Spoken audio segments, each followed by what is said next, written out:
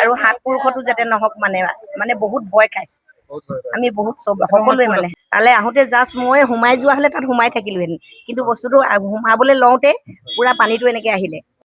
এই বিভীষিকাময় পৰিস্থিতিত বৰ্তমান সময়ত ONGC এক বিশেষ পদক্ষেপ গ্ৰহণ কৰিছে যিহেতু যি এক দুৰ্ভিক্ষ এই বানপানীৰ ফলত বৰ্তমান সময়ত আমি দেখিছোঁ যি ধৰণৰ এটা পৰিৱেশ অস্বাস্থ্যকৰ পৰিৱেশ সৃষ্টি হৈছে এই পৰিৱেশত এই লোকসকলে আচলতে নিজৰ শাৰীৰিক সুস্থ হৈ থাকিবলৈ তেওঁলোকে বেমাৰ বা এই প্ৰদূষণৰ পৰা কি ধৰণে মুক্ত হ'ব তাৰ প্ৰতি লক্ষ্য ৰাখি ONGCয়ে এই ধৰণে আপোনাৰ কাষত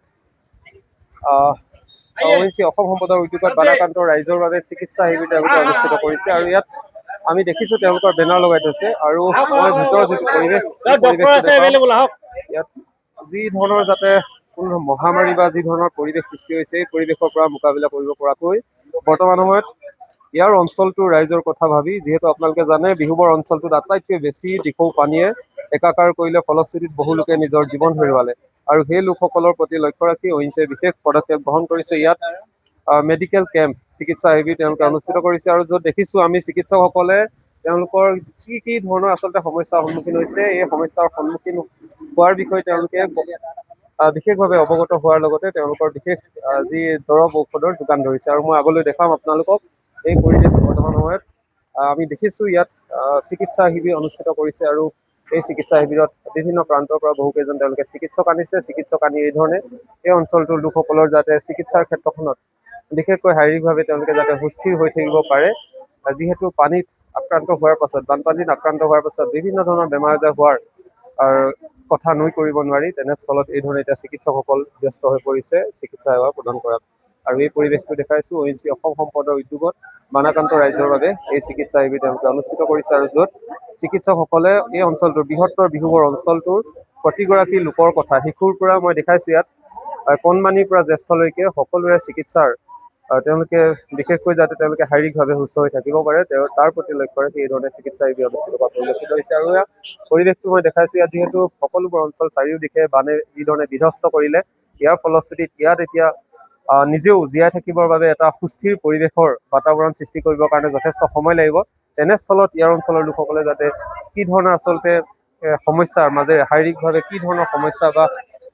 তেওঁলোকে ৰোগত আক্ৰান্ত হৈছে ইয়াৰ প্ৰতি লক্ষ্য ৰাখি এইদৰে চিকিৎসকসকলে চিকিৎসা সেৱা প্ৰদান কৰা দেখিবলৈ পোৱা গৈছে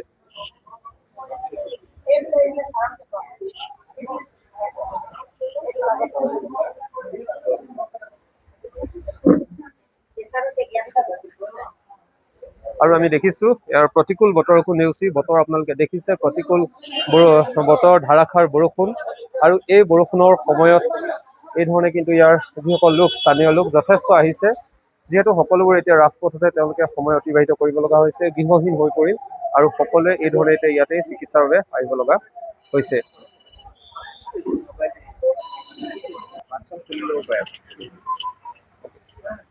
দেখালে নে চিকিৎসক দেখালে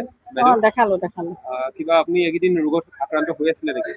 এনেই গা বিষ ভৰি বিষ এইবিলাক হৈ আছিলে পানী হওঁতে আপোনালোক ক'ত আছিলে বাইদেউ আমি ইয়াতে আছিলো আগলে অলপ আমাৰ ঘৰ অলপ আগলে ন গোটেইবোৰতো ডুব গৈছিলে এইবোৰ শেষ একো বাকী নাই চব এতিয়া চিকিৎসকে কি কৈছে আপোনালোকক আমাক দিছে দৰৱ দিছে গা বিষৰ আকৌ খজুৱতি হৈছে সেইবিলাকৰ দিছে পানী গছকি আৰু আপোনালোকৰ কাৰণে এতিয়া গোটেই বৃহত্তৰ অঞ্চলটোৰ কাৰণে ONGCয়ে এনেধৰণৰ চিকিৎসা ব্যৱস্থা কৰিছে কি ক'ব ONGCয়ে নথৈ সুখী হৈছোঁ আমি দিয়াৰ কাৰণে ধন্যবাদ তেওঁলোকলৈ আমাক সহায় কৰিছে পদক্ষেপ লোৱাৰ কাৰণে বাইদেউ কি ক'ব এটা ভাবিব নোৱাৰা এটা অভিজ্ঞতা হৈ গ'ল এতিয়া আৰু চকুৰ সন্মুখতে মানে এতিয়া মোৰ এনেকুৱা হৈ গৈছে সেইদিনাৰ পৰা মানে তেওঁ ৰাইজৰ লগতে মানে থাকি মানে মাতো বহি গৈছে আজি মানে দেখাই আছো ডক্টৰক পুৰা বহি গ'ল মোৰ মানে সেইদিনাখনৰ পৰা এতিয়া দেখাইছে এতিয়া দৰৱ খাইছো ONGC কৰ্তৃপক্ষই আপোনালোকৰ কাৰণে ব্যৱস্থাটো লৈছে কি ক'ব তেওঁলোকক তেখেতসকলক বহুত ধন্যবাদ আমাৰ এতিয়া বহুতখিনি পেচেণ্ট এতিয়া চাই গ'ল আমাৰ 200 ওপৰত এতিয়া পেচেণ্ট চাই গ'ল 300 হ'বলৈ হ'ল এইকাৰণে এৰিয়াটো যিমান আছে সকলো আহিছে তেখেতসকলক আমাৰ সকলোৱে মানে এই বিহুবৰবাসী হৈ আমি তেখেতসকলক মানে বহুত মানে ধন্যবাদ জনাইছো হয় বহুত সহায় কৰিছে তেওঁলোকক আৰু এই চিটুৱেশ্যনটো যাতে আৰু নহওক আৰু হাত পুৰুষতো যাতে নহওক মানে বহুত ভয় খাইছে আমি বহুত সকলোৱে মানে আমি সেইটো সময়ত মই যিটো এৰিয়াত এইটো নেপালী বস্তিত যিটো নেপালী খুটিত হৈছিলে তালৈ আহিছিলোঁ। তালৈ আহোঁতে জাষ্ট মই সোমাই যোৱা হ'লে তাত সোমাই থাকিলোহেঁতেন, কিন্তু বস্তুটো সোমাবলৈ লওঁতে পুৰা পানীটো এনেকৈ আহিলে। অলপ পাছত দেখিছোঁ পানীটো উভতি আহিছে। মই ফটোও মাৰি থৈছোঁ, মানে পানীটো মানে উভতি মানে এইফালে যোৱাৰ পাছতো আকৌ উভতি গৈছে। হয় হয় হয়। সেইটো সময়ত আপুনি ক'ত আছিলে বাইদেউ? আমি ঘৰতে আছিলো, গম পাই আমি চাইছোগে গোটেই এইডোখৰ মন্দিৰ ওচৰ এইটো পুৰা ঘৰ দুৱাৰ লৈ উটুৱাই নিছে। সেইটো সময়ত আকৌ আমাৰ সেইফালে পানী সোমাইছে, আমাৰ মানে আমাক তেতিয়া মাতিছে আহা এইফালে পানী সোমাইছে, তেতিয়া আমি সেইফালে দৌৰিছো। তেতিয়া ডক্টৰক দেখালে? দেখালো। কি হৈছিলে আপোনাৰো? সকলোৱেতো কিবা নহয় কিবা